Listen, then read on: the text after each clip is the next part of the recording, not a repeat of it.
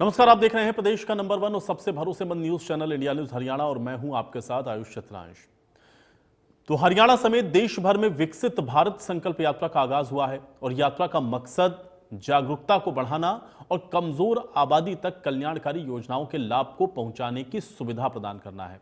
इसमें गुरुवार को प्रधानमंत्री नरेंद्र मोदी ने यात्रा के लाभार्थियों के साथ संवाद किया तो मुख्यमंत्री मनोहर लाल ने फरीदाबाद के फतेहपुर बिल्लौच गांव में लोगों को विकसित भारत की शपथ दिलाई। अब प्रदेश भर में कार्यक्रमों का आयोजन हुआ, सरकार की कल्याणकारी नीतियों और योजनाओं की जानकारी दी गई। तो वहीं विपक्ष ने विकसित भारत संकल्प यात्रा पर ही सवाल खड़े कर दिए। यहां नेता विपक्ष भूपेंद्र हुड्डा ने कहा कि यात्रा के नाम पे सरकारी तंत्र का दुरुपयोग हो रहा है। दीपेंद्र हुड्डा ने कहा कि 10 साल में यात्रा के अलावा आखिर बीजेपी ने किया क्या है। माफी मांगनी, हम शपथ लेते हैं कि भारत को 2047 तक आत्मनिर्भर और विकसित राष्ट्र बनाने के सपने को साकार करेंगे। हम शपथ लेते हैं कि गुलामी की मानसिकता को जड़ से उखाड़ फेंकेंगे। हम शपथ लेते हैं कि देश की समृद्ध विरासत पर गर्व करेंगे। हम शपथ लेते हैं कि भारत की एकता को सुदृढ़ करेंगे और देश की रक्षा करने वालों का सम्मान करेंगे। हम शपथ लेते हैं कि नागरिक होने का अपना कर्तव्य निभाएंगे। भारत माता की जय। भारतीय जनता पार्टी पूरे देश में एक यात्रा चला रही है और अपनी जो उन्होंने काम किए हैं वो जन जन तक पहुंचाने। सरकारी तंत्र का इस्तेमाल कर रहे हैं, रोडवेज की बसों का इस्तेमाल कर रहे हैं, सरकारी तंत्र का इस्तेमाल कर रहे हैं, रोडवेज की बसों का इस्तेमाल कर रहे हैं। भारतीय जनता पार्टी 10 साल यात्रा ही निकालती रह गई। इन्होंने विकास तो कुछ किया नहीं। अगर विकास कराया होता तो ये यात्रा ना निकालते, वो विकास के अपने कार्य दिखाते कि हमने इतने थर्मल बना दिए, इतने परमाणु बना दिए, कारखाने बना दिए, इतने विश्वविद्यालय बना दिए, इतने एम्स बनवा दिए। ये बताने का काम करते हरियाणा में, मगर इन्होंने विकास तो कराया नहीं। 10 साल इनके यात्रा में निकल गए। अब इनको सत्ता से बाहर जाने की यात्रा कराने का काम जनता। बच्चे जीत रहे हैं आपसे और भारत। तो सुना आपने अभी दीपेंद्र हुड्डा को, क्योंकि विकसित भारत संकल्प यात्रा पूरे देश में गुरुवार को जिसका आगाज हुआ, प्रधानमंत्री ने वीडियो कॉन्फ्रेंसिंग के जरिए जहां एक तरफ संवाद किया तो वहीं मुख्यमंत्री ने लोगों को शपथ दिलाई विकसित भारत की। लेकिन अब इस पर आपने देखा कि विपक्ष ने सवाल उठाए, खासतौर से भूपेंद्र हुड्डा और दीपेंद्र हुड्डा ने ये कहा कि एक तो सरकारी जो मशीनरी है, सरकारी तंत्र है, उसका दुरुपयोग हो रहा है और दूसरी तरफ उनके द्वारा ये भी कहा गया कि बीजेपी ने पिछले 10 सालों में सिर्फ यात्राओं के अलावा क्या किया है। क्योंकि अगर विकसित भारत संकल्प यात्रा वो निकाल रहे हैं और कुछ बताने को होता तो वो जनता को बताते कि उन्होंने क्या विकसित किया है, लेकिन अभी वो संकल्प विकसित भारत का दिला रहे हैं और यात्रा के अलावा बीजेपी ने कुछ नहीं किया। इस तरीके के आरोप विपक्ष के तरफ से लगाए गए हैं। लेकिन अब देश भर में विकसित भारत संकल्प यात्रा जो कि निकाली गई है, अब इसका क्या असर होगा, आज इस पर भी चर्चा करेंगे। और दूसरा यह है कि यही जो विकसित भारत संकल्प यात्रा है, इसको लेकर के जो विपक्ष के सवाल हैं उनके क्या मायने समझे जाएं, उन सवालों के क्या जवाब हैं, आज इसको समझने की कोशिश करते हैं। कुछ मेहमान हमारे साथ जुड़ गए हैं, पहले उनका परिचय करवाते हैं, फिर चर्चा में आगे बढ़ेंगे। प्रोफेसर विधु रावल जी हमारे साथ जुड़े हुए हैं, भारतीय जनता पार्टी के प्रवक्ता हैं। विधु रावल जी, बहुत स्वागत है आपका चर्चा में। परल चौधरी जी हमारे साथ जुड़ी हुई हैं, कांग्रेस पार्टी के प्रवक्ता हैं। परल चौधरी जी, आपका भी स्वागत है। विजेंद्र रेड्डू जी हमारे साथ जुड़े हुए हैं, इंडियन नेशनल लोकदल के प्रवक्ता हैं। विजेंद्र रेड्डू जी, आपका भी स्वागत। और सुखबीर तंवर जी हमारे साथ जुड़े हुए हैं, आम आदमी पार्टी के प्रवक्ता हैं। सुखबीर तंवर जी, आपका भी स्वागत है। विधु रावल जी, आपसे चर्चा की शुरुआत करेंगे क्योंकि विकसित भारत संकल्प यात्रा गुरुवार से जिसका आगाज हुआ, लेकिन आज जो सवाल हम लोग देख रहे हैं इसको लेकर के उठे, जिसमें भूपेंद्र हुड्डा कह रहे हैं कि आप लोग सरकारी तंत्र का, सरकारी मशीनरी का गलत इस्तेमाल कर रहे हैं। दीपेंद्र हुड्डा कह रहे हैं कि आप लोगों ने सिर्फ यात्राएं ही 10 सालों में निकाली हैं, बताने के लिए आपके पास कुछ भी नहीं है। कैसे देखते हैं आप इसको? आयुष जी, आपको नमस्कार और आपके माध्यम से इंडिया न्यूज देख रहे सभी दर्शकों को नमस्कार। हमारे जो साथी अलग अलग पार्टियों के प्रवक्तागण हैं, इनको भी नमस्ते। देखिए, मैं इस बयान को और इन दोनों बयानों को, पिता और पुत्र के ये बयान हैं भूपेंद्र सिंह हुड्डा और दीपेंद्र सिंह हुड्डा के, इन दोनों बयान को इस प्रकार से देखता हूं कि ये कितना पुअरली रेड लोग हैं, कितना अनपढ़ किस्म के लोग हैं ये लोग, कितना ज्यादा जो है सतह पर आकर बयान देते हैं, जिन चीजों की इनको जानकारी नहीं है, बजाय की मेहनत करके जानकारी जुटाएं, उसकी बजाय आकर टीवी पर बयान देते हैं। और इसीलिए मुझे जो है इनके समर्थकों पर भी बहुत तरस आता है। क्या कह रहे हैं? रोडवेज बसों का उपयोग हो रहा है। अरे साहब, अब तक आपकी ये बात नहीं समझ आई कि सरकारी यात्रा है। सरकार ने जिस प्रकार के जो उत्कृष्ट कार्य किए हैं उनको प्रदर्शित करती हुई, और किस प्रकार से इस विकास यात्रा में कोई अगर किसी प्रकार का कोई छूट गया व्यक्ति है उसको भी लाभों से जोड़ा जाए, उसके लिए सरकारी यात्रा है, पूरे तौर पर सरकार की यात्रा है ये अंतिम व्यक्ति तक पहुंचने का प्रयास है। वो व्यक्ति शायद जो कि उन पंक्तियों तक भी नहीं पहुंच पाया। मैं एक के बाद एक कहता हूं ये बात को कि मनोहर लाल जी का जिस प्रकार से हरियाणा के अंदर मंत्र रहा है, अंत्योदय का मंत्र, पंडित दीनदयाल उपाध्याय जी का दिया हुआ मंत्र, उस मंत्र पर काम करते हुए पंक्ति में खड़े अंतिम व्यक्ति का उदय होगा तो पूरी पंक्ति का उदय होगा, और ये करके उन्होंने दिखाया। और अब केवल हम नहीं कहते ये बात, अब देश के कोर्ट कहते हैं, सुप्रीम कोर्ट ऑफ इंडिया कहता है, आम आदमी पार्टी को कहता है क्या कि हरियाणा की भाजपा से सीखो, साफ तौर पर कहता है। अब तक केवल विधु रावल कहता था कि हमारा अनुसरण और हमारा अनुकरण, मनोहर लाल जी की नीतियों का अनुकरण एक के बाद एक प्रदेश विपक्षी भी कर रहे हैं। राजस्थान की कांग्रेस की सरकार ने हमारे किसान के खातों में डालने की बात की, लेकिन वापिस अगर पिता पुत्र पर आए तो देखिए इनको इतनी अब तक समझ नहीं आई कि जिस विषय पर लगातार ये 2-3 दिनों से बयान दे रहे हैं, कम से कम उस विषय की जानकारी तो जुटा लें। ये सरकार की यात्रा है। दूसरा, एक व्यक्ति ने कहा कि विकास नहीं किया, विकास किया होता तो कुछ बताते। जो पुत्र है वो भी कितना पुअर लीडर है। अरे हमें विकास बताने के लिए तो पूरी यात्रा निकाल रहे हैं, विकास बताने की तो यात्रा है। इस प्रकार से हमने देश और प्रदेश के अंदर कितनी चहुमुखी जो विकास किया है, अंतिम व्यक्ति तक विकास को पहुंचा है, उसी की तो यात्रा है साहब। इतना बड़ा हमारा जो शो है जिसमें सरकार की उपलब्धियों को भी बताएंगे, लोगों तक जो काम पहुंचे उनको बताएंगे। और सबसे महत्वपूर्ण आयुष जी क्या है कि एक परिपाटी रही है कांग्रेस का जब युग हुआ करता था, कांग्रेस का जब शासन राज हुआ करता था, उसमें क्या होता था, 5 साल में एक बार जाया करते थे। 5 साल में केवल एक बार जाना और चुनाव में जाना, वोट मांगना, बड़ी बड़ी बातें कहना, डींगे हाँकना और 5 साल तक नदारद। लेकिन अब जो है, अब खुद विपक्षी मान रहे हैं कि ये केवल और केवल यात्राएं करते हैं, ऐसा इनका आरोप है। इसका मतलब हम जनता के बीच में हमेशा रहते हैं, इसको इस मोहर के रूप में देखा जाए। दूसरी बात, हम क्योंकि काम करते हैं इसलिए उनके बीच में रह पाते हैं। ये अपने लठैत भेजकर प्रयास करते हैं कि गांव में ना घुसने दें, लेकिन अब जनता जब उन लठैतों के भी पीछे पड़ गई तो वो लठैत भी अब घर में घुस गए। जो लठैत प्रयास करते थे कि भारतीय जनता पार्टी का व्यक्ति जो है चुनाव के दौरान, उपचुनावों में किस प्रकार से किस तांडव मचाते थे, जिन गांव में घुसने तक से रोकने का प्रयास करते थे, उन गांवों की जब पोलिंग होती थी, उन गांव में हम 500 700 वोटों से जीत कर आए।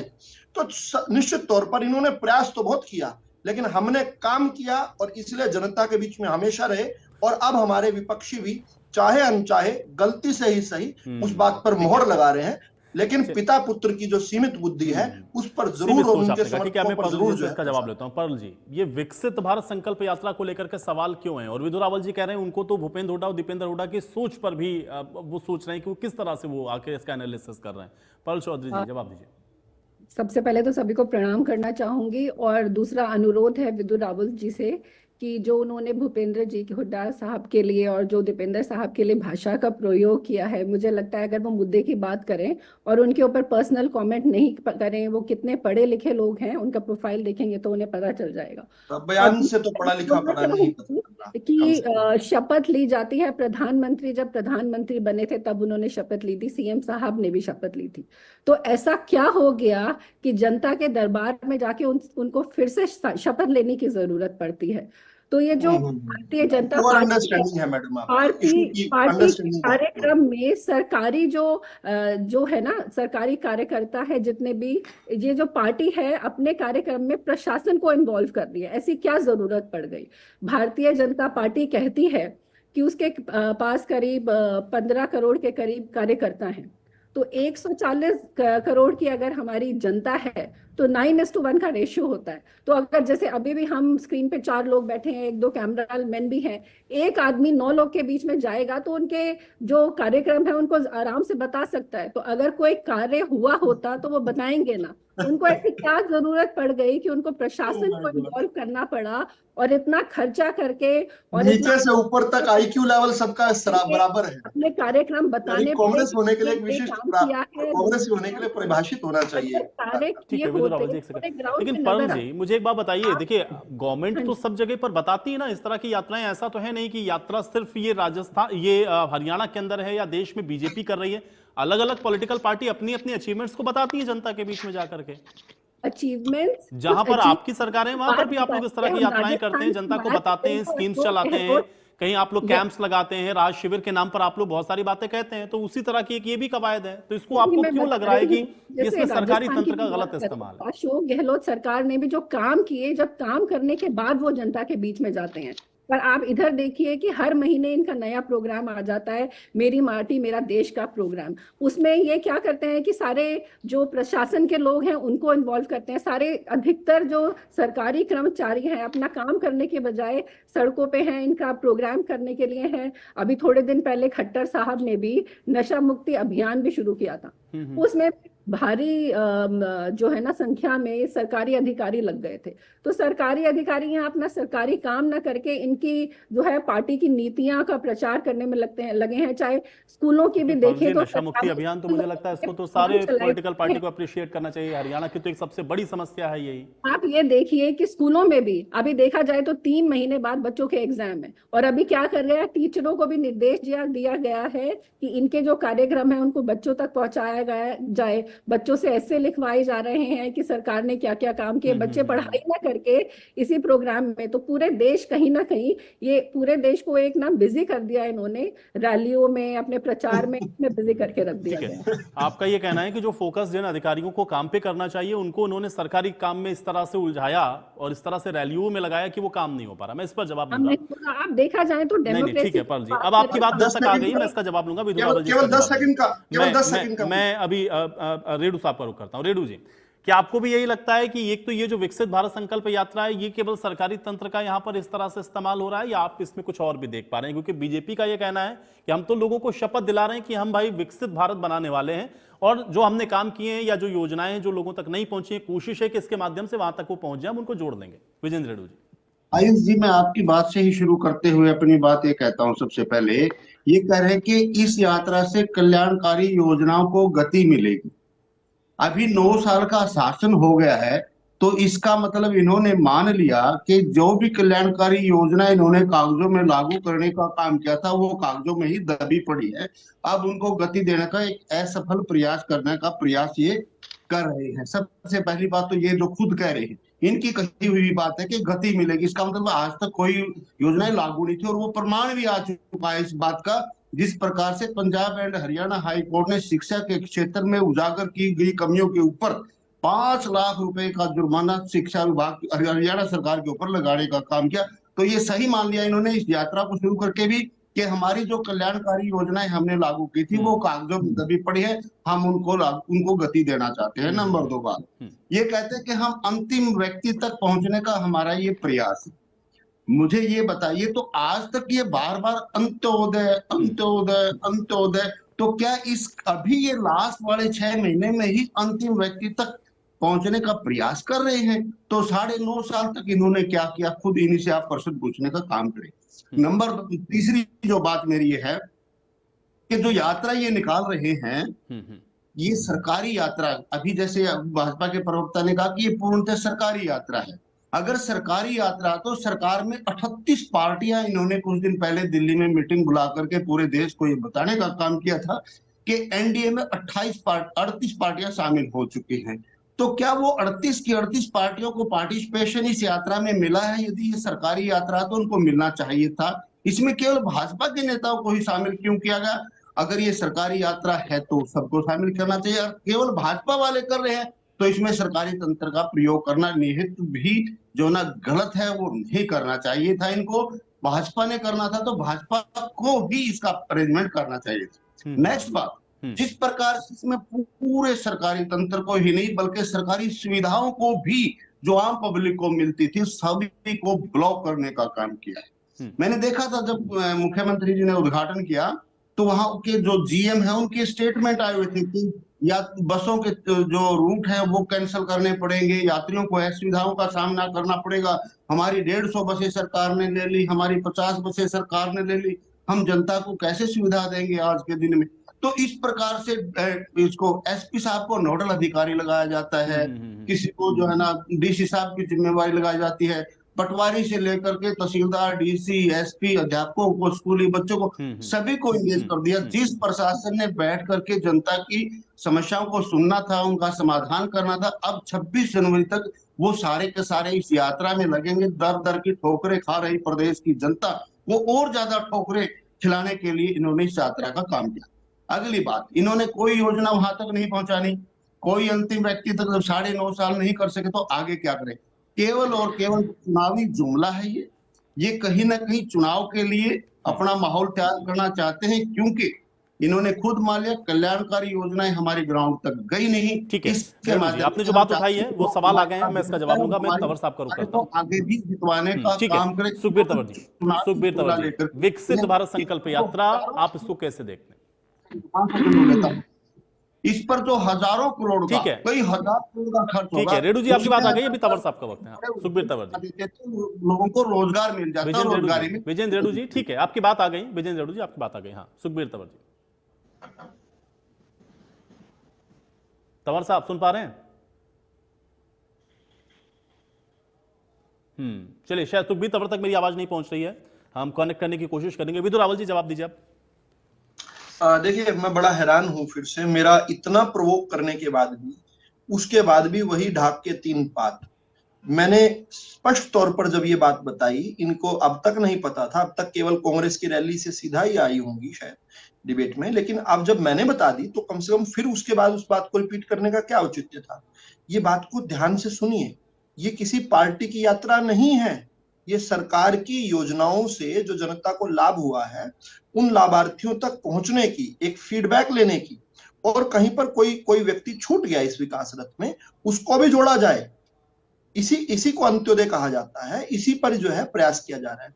और जिस प्रकार से मनोहर लाल जी की सरकार ने, हरियाणा की सरकार ने किस प्रकार से अद्वितीय कार्य किए हैं, उनको भी इस यात्रा के साथ जोड़कर, केंद्र की इस यात्रा के साथ हरियाणा सरकार की भी यात्रा हमारे अद्वितीय कार्यों को लेकर, ऐतिहासिक कार्यों को लेकर, उन कार्यों को लेकर जिसको केवल भाजपा के कार्यकर्ता नहीं, केवल जनता नहीं, कोर्ट तक कह रही है कि भाजपा का अनुसरण करो, आप मनोहर लाल जी की सरकार का अनुसरण करो, उन तक पहुंचाने का है। और जब यात्रा में ये बात मैं स्पष्ट कह रहा हूं कि कोई काम जहां पर छोटे छोटे काम भी छूट गए हैं, उन कामों को भी यात्रा के माध्यम से करवाया जाएगा, तो फिर ऑटोमेटिक ये बात ध्यान में आ जानी चाहिए कि प्रशासन इसमें इन्वॉल्व है। क्या प्रशासन को इन्वॉल्व करके कोई राजनीतिक पार्टी यात्रा कर सकती थी क्या? इन्होंने बात करी कि कैसे हमारे पार्टी के 18.5 करोड़ जो कार्यकर्ता है उनसे यात्रा। क्या कोई पार्टी का कार्यकर्ता सरकारी काम जहां पर छूट गए हैं उन काम को करवा सकता है, अनलेस वो सरकार के अंदर डायरेक्टली इन्वॉल्व ना हो? तो इतने इसके बाद भी करना, तो मुझे अब कहीं ना कहीं जो है ना, जिसको ये व्यक्तिगत कह रहे हैं, लेकिन विदुर रावल जी कहना उनका ये है कि जो सरकारी अफसर, आपने भले ही सरकारी यात्रा है, लेकिन अगर उसमें अफसरों को आप इंगेज कर देंगे तो उनका जो काम है करने का, वो काम कैसे हो पाएगा? फिर काम प्रभावित होंगे लोगों के। देखिए, ये बात तो समझनी पड़ेगी कि अफसरों का काम क्या होता है। जन कल्याण करना, जनता के कार्य करना, उन कार्यों को लेकर अफसरों को दफ्तर छुड़वाकर अगर गांव के गांव पहुंचा दिया जाए, जनता के समक्ष खड़ा कर दिया जाए और तुरंत नकद में उनके सॉल्यूशन किए जाए, तो इससे बेहतर प्रणाली क्या हो सकती है? दफ्तरों के अंदर तो बहुत बार जो है चक्कर काटने पड़ते हैं। कभी अफसर कहते हैं आज कोर्ट में गए हुए हैं, आज अफसर आए नहीं है, आज बहुत टाइम पड़ा हुआ है। इन सारे बहानों को दूर करके मौके पर नकद काम होगा, किस प्रकार से और किस प्रकार पिछले जो काम हो उनका फीडबैक लिया जाएगा, ये बात। लेकिन फिर भी इनकी ज्ञानवर्धन के लिए मैं ये भी बता दूं कि ये कोई पहली यात्रा इस सरकार की नहीं है। जैसे आपने भी जो है आयुषी, आपने भी थोड़ा बताने का इन्हें प्रयास किया, इनको एजुकेट करने का प्रयास किया। अभी ज्यादा दूर नहीं जाते, हमारे तो यहाँ अभी 1 साल पड़ा है ना चुनाव में, हरियाणा में। चुनाव की घोषणा से चंद दिनों पहले 27 सितंबर से लेकर 30 सितंबर तक और 3 अक्टूबर से लेकर 7 अक्टूबर तक राजस्थान के मुख्यमंत्री भूपेंद्र सिंह गहलोत ने आईआरसीपी के विषयों को लेकर यात्रा निकाली थी। 13 जिलों से यात्रा निकाली थी, सरकारी यात्रा थी भाई, उसमें भी ये सरकारी तंत्र सारा था, लेकिन वो केवल एक विषय को लेकर थी और उस विषय को भुनाने के प्रयास में थी, और भी दूर नहीं जाते। भूपेंद्र सिंह हुड्डा की इन्होंने मेरी आपत्ति मानी ना, भूपेंद्र सिंह हुड्डा के विषय पर एक बहुत बड़ा घोटाला हुआ था जो मेरी टीम ने जो है मुझे पकड़ाया है। ये मैं आपकी टीवी स्क्रीन पर दे रहा हूं, अखबार की कटिंग है। इस हुड्डा सरकार के दौरान जो है 89 करोड़ रुपए का फर्जीवाड़ा जो है वो हुआ था, और उसके लिए जो है भूपेंद्र सिंह हुड्डा तक को इसमें जो है शामिल किया गया था जांचों में। और वो क्या था, फर्जी तरीके से ये हरियाणा नंबर 1 जब भूपेंद्र सिंह हुड्डा का शासन होता था वो दिखाने का प्रयास कर रहे थे। बाद में वो उनके दावे, उनके आंकड़े सब फर्जी निकले, यहां तक कि उसका प्रचार प्रसार करने के लिए जो टीम लगी थी उसने भी फर्जीवाड़ा कर दिया, उसने भी जो है 89 करोड़ का घोटाला कर दिया। ये मैंने अखबार की कटिंग आपको दिखाई है। तो ये इस प्रकार से काम करने वाली बात है। दूसरी, इंडियन नेशनल लोकदल के जो प्रवक्ता हैं उन्होंने किस प्रकार की अजीबोगरीब बात की, मुझे हैरान होती है। इस स्तर पे कैसे लड़ पाएंगे हमसे? जनता के साथ भारतीय जनता पार्टी का जितना सीधा संवाद हो रहा है और सामने विपक्ष इतना नॉन सीरियस और इतनी वाहियात बातें करे, ये कह रहे हैं गति मिलेगी। अब क्या कोई कहीं पर कोई अंत होता है क्या? हम कितना ही श्रेष्ठ कार्य करें, हमेशा उसमें गुंजाइश होती है उसको और बेहतर करने की। हमने कहा हमारे किए हुए कार्यों को गति मिलेगी, इसका इन्फ्लुएंस इन्होंने क्या ड्रॉ किया? इन्होंने कहा कि काम नहीं हुए, अब जब काम नहीं हुए तो गति कैसे मिलेगी भाई? काम हुए, उनको और तेजी से करना है और स्पीड से करना है। इसलिए कभी कहते हैं कागजों में दबे हुए थे, कभी कहते हैं काम नहीं हुआ। बड़ी बड़ी इस प्रकार के कुतर्क करके आप जो है जनता का मन नहीं जीत पाओगे। अगली बात कहते हैं, एक बात और इन्होंने कही थी, वो मैं और जल्दी से रिपीट कर देता हूँ 10 सेकंड में।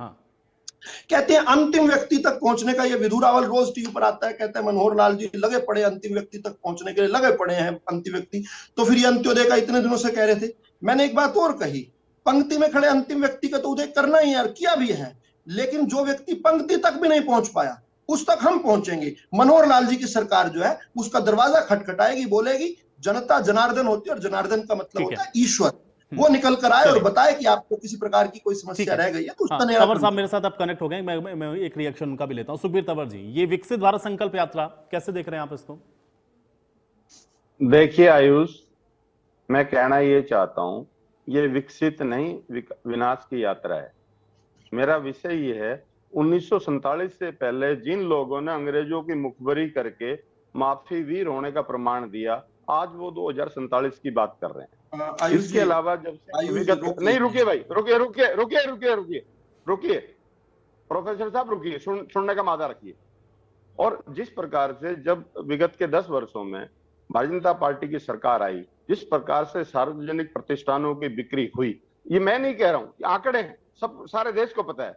और सार्वजनिक उपक्रमों का जिस प्रकार से निजीकरण हुआ और संवैधानिक संस्थाओं जिसमें चुनाव आयोग है, रिजर्व बैंक है, सीबीआई है, ईडीएस, इनकम टैक्स है, जिनकी गरिमा को अपूरणीय क्षति सरकार ने पहुंचाई। और आज देश में धार्मिक असहिष्णुता के हालात क्या है वो मुझे कहने की आवश्यकता नहीं है। और कमर तोड़ महंगाई, जिस प्रकार 10 साल का आकलन कर लें आप, और बेरोजगारी में जिस प्रकार से इन्होंने 2 करोड़ रोजगार प्रति वर्ष देने की बात करी थी, 2 लाख भी नहीं दे पाए। इसके साथ जो आजादी से पहले और आजादी के बाद 70-80 हजार रोजगार इस युवा को मिलता था, किसान और मजदूर के बेटे को मिलता था, वो इन्होंने अग्निवीर के माध्यम से 50,000 रुपए सीमित कर दिया और उसका चौथा हिस्सा ये परमानेंट करेंगे, यानी कि 10-12 हजार। इसके अलावा कृषि की बात करूं, कृषि में जिस प्रकार से 2013 में इन्होंने बहुत जोर शोर से कहा था कि पहली कलम से स्वामीनाथन आयोग की अनुशंसा को पूर्ति करेंगे, वो नहीं हुआ। इसके अलावा 2016 में वायदा किया किसान की आय को दुगुनी करेंगे, कहाँ है? इसके अलावा 3 कृषि के काले कानून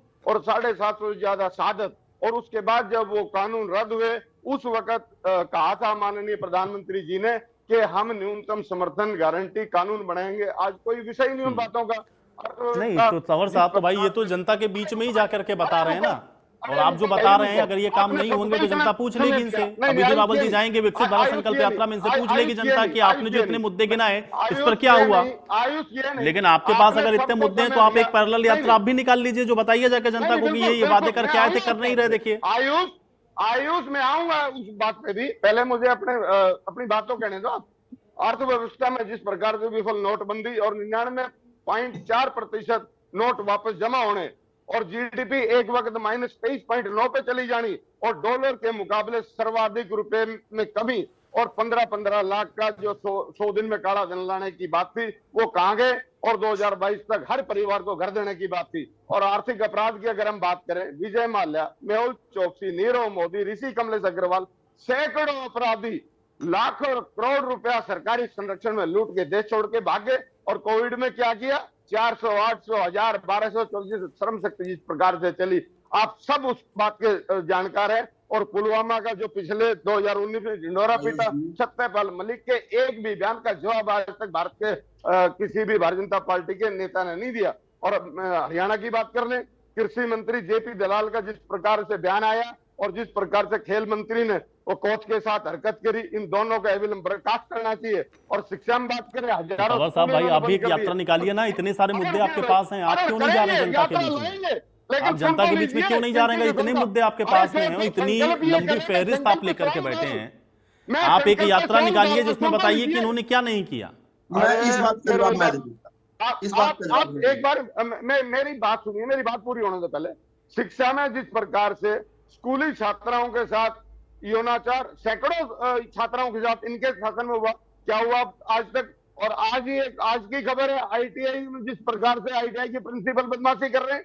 और स्वास्थ्य में गुड़गांव को उदाहरण देता हूँ, एक ईंट नहीं लगी 10 साल में। और फरूखनगर का सरकारी अस्पताल अभी शुरू हुआ था, हर किसी बारिश में जिस पर टपक रहा है, आज सारे अखबारों में कवरेज है। और किसान की बड़ी बात करते हैं, 1810 एकड़ 10 से 20 करोड़ की जमीन है, ये 55 लाख का अधिग्रहण कर रहे हैं। और 1128 का मुआवजे का ब्याज इन्होंने दिया। ठीक है, लेकिन तंवर साहब 9 वर्ष में यूरिया, अरे ठीक है तंवर साहब, अब देखिए आप इस तरह से अगर आप मुद्दे गिनाते रहेंगे बैठ करके तो फिर ये मुद्दे ही बताते रह जाएंगे ना। मैं ये कह रहा हूं आपके पास इतने मुद्दे हैं, आपके पास इतने मुद्दे हैं, आप एक पैरेलल यात्रा क्यों नहीं करते? निश्चित तौर पर निकालेंगे वो यात्रा, पैरेलल यात्रा निकालिए ना। ये विकसित भारत संकल्प यात्रा निकाल रहे हैं, आप बताइए कि इन्होंने ये वादे किए थे, इन्होंने ये किया, ये नहीं किया। जनता के बीच में जाइए ना, पूरी होने दो।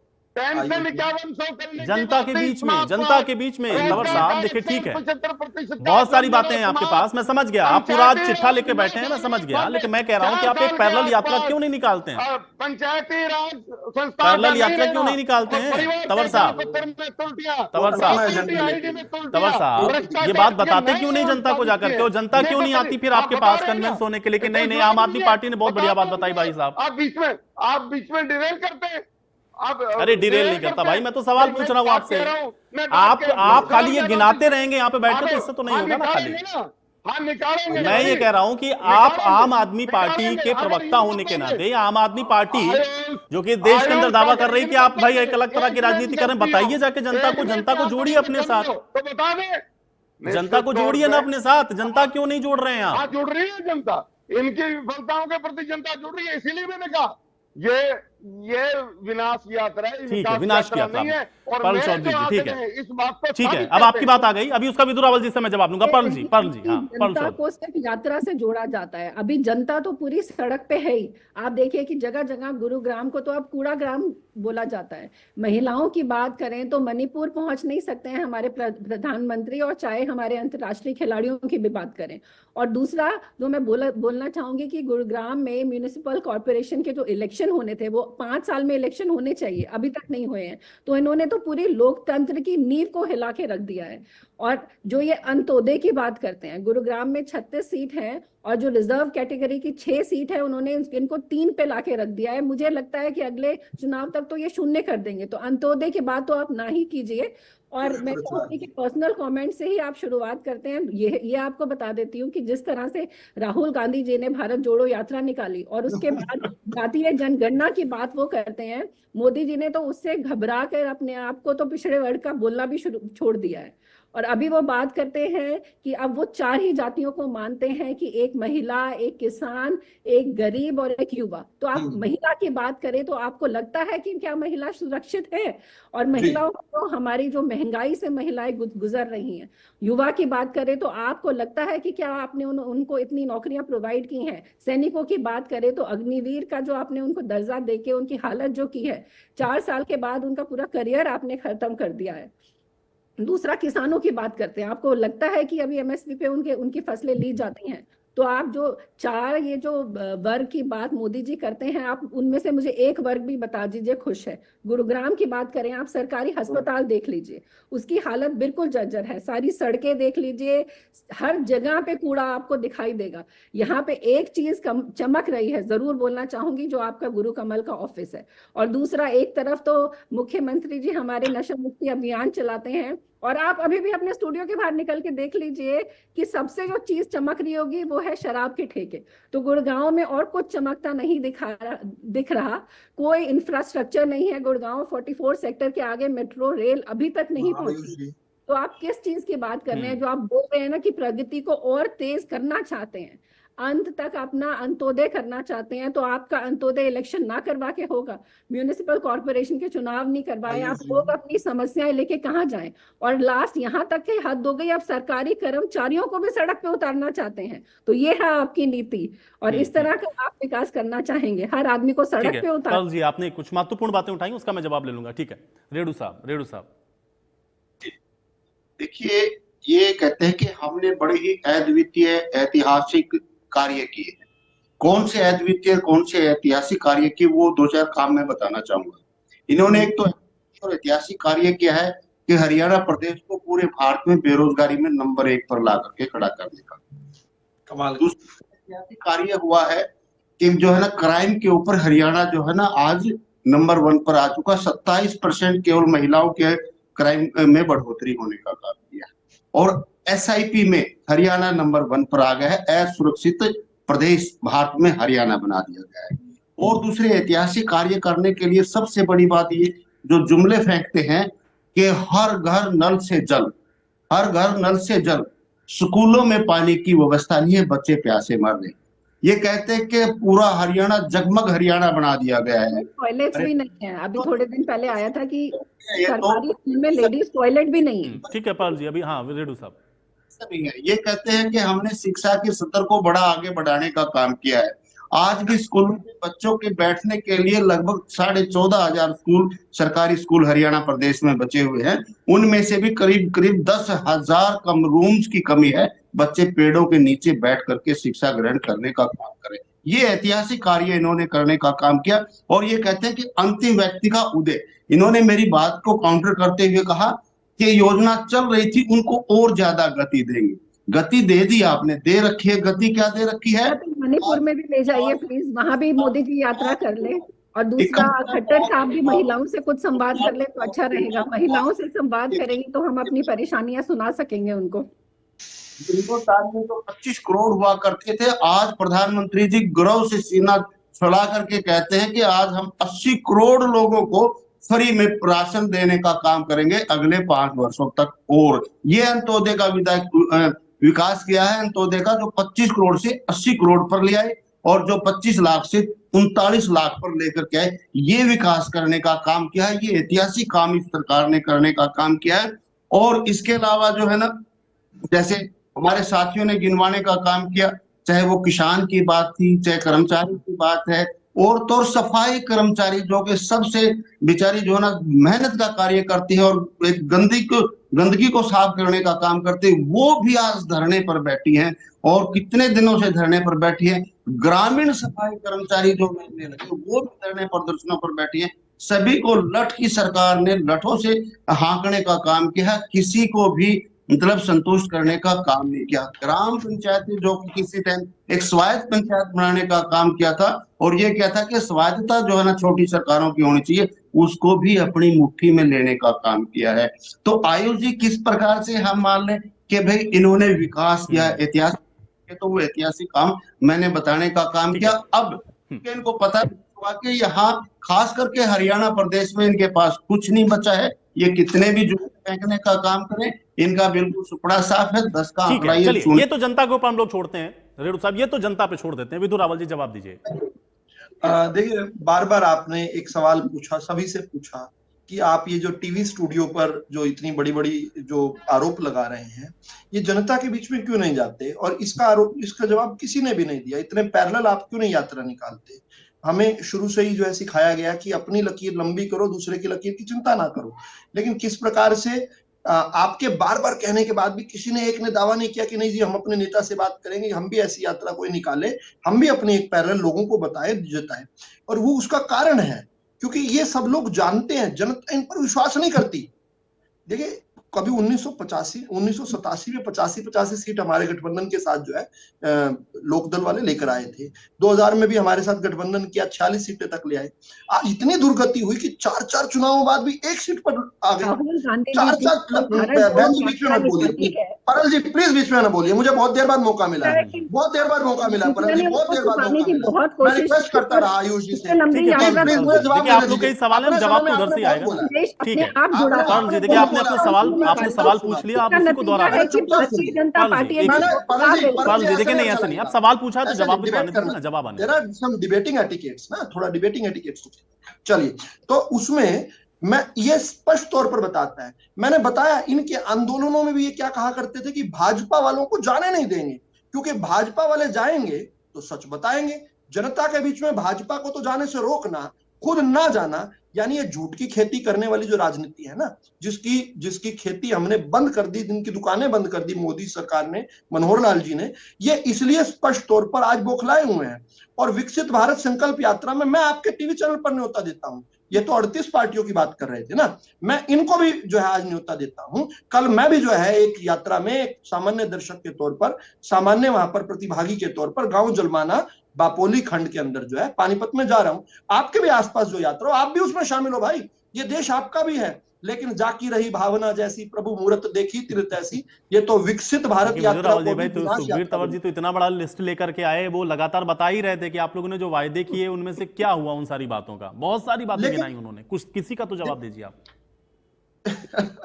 इनका जवाब हर बार देता हूं। देखो हुआ क्या कि आज जो है ये कहते हैं स्वामीनाथन आयोग की रिपोर्ट नहीं लागू की। अरे साहब, स्वामीनाथन आयोग की रिपोर्ट को भूपेंद्र सिंह हुड्डा जब मुख्यमंत्री थे उन्होंने लिखित में दिया था कि ये अव्यवहारिक है, ये लागू ही नहीं हो सकती। मुख्यमंत्री कमेटियों की 10 दिसंबर 2010 की रिपोर्ट पढ़ी है उनको। जबकि मोदी सरकार आई, आते ही पहला फैसला जो लिया पहले कैबिनेट में 26 मई 2014 को कहा कि सारी जो जरूरी जो उनकी सिफारिशें थी स्वामीनाथन जी की, स्वर्गीय स्वामीनाथन जी ने, जिसके लिए धन्यवाद किया बाद में, उनको पहले ही कैबिनेट में पास कर दिया। इसके लिए खुद स्वामीनाथन जी ने धन्यवाद किया हुआ है। जिन 3 कृषि कानूनों की बात करो, इसके लिए स्वामीनाथन जी ने बार बार आकर कहा था कि आवश्यक है। लेकिन आप ये जो सिलेक्टिव पिक एंड चूज करते हो ना, इसमें बात नहीं आती।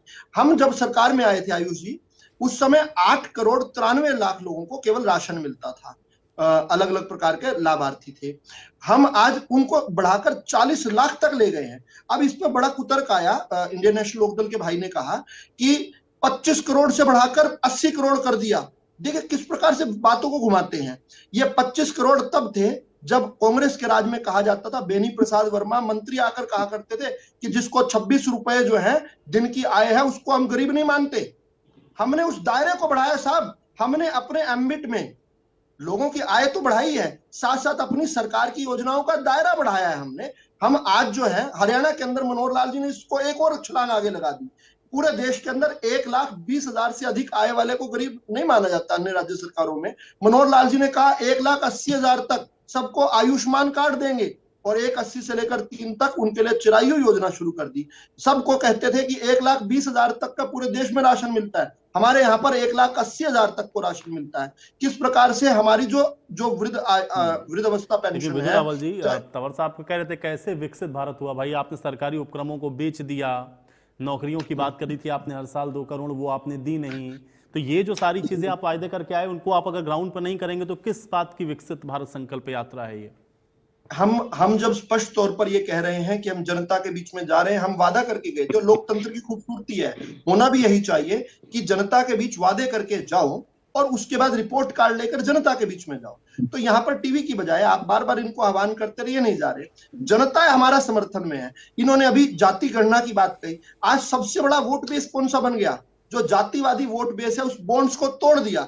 आज गरीब अपने आप में सबसे बड़ा वोट बैंक है। और वो जनता जिस प्रकार से भारतीय जनता पार्टी को, मनोहर लाल जी को स्नेह, प्रेम और आशीर्वाद दे रही है, इसलिए इनकी जमीन सरकी पड़ी है, इसलिए बौखलाए हुए हैं। ये चाहते चलिए हैं कुछ विदुर भी रावल जी, करके जनता यात्रा ही को जनार्दन बदनाम है तो फिर जनता पे ही छोड़ देते हैं। बहरहाल अब देखते ही हैं कि आप लोग जो यात्रा निकाल रहे हैं, जनता का समर्थन उसको कितना मिलता है, और विपक्ष जो आरोप लगा रहा है अब वो जनता के बीच में जाता है तो जनता उनको किस तरीके से समर्थन देती है। बहुत शुक्रिया आप लोग का समय निकालने के लिए, चर्चा का हिस्सा बनने के आयुष लिए। ये गलत बात है, हालांकि अब ये गलत ये बात है। देखना बड़ा आपको महत्वपूर्ण होगा कि किस टिप्पणी तरीके से करनी- ये जो मुझे समय विकसित देना भारत चाहिए संकल्प था। यात्रा नहीं, निकाली गलत जा रही बात है ये। उसके जो परिणाम ये है वो गलत क्या बात होंगे, है। और दूसरा मुझे ये है मुझे कि 1 विकसित मिनट का भारत समय देना संकल्प चाहिए यात्रा था। के जो नतीजे हैं वो किस तरीके के आएंगे। नहीं, अब नहीं, यात्राएं ये सब गलत है निकाल आयुष, रहे हैं, ये गलत है, इसके जो ये असर गलत है वो क्या होंगे ये देखना बड़ा गलत है, महत्वपूर्ण है। गलत है, बिल्कुल गलत है।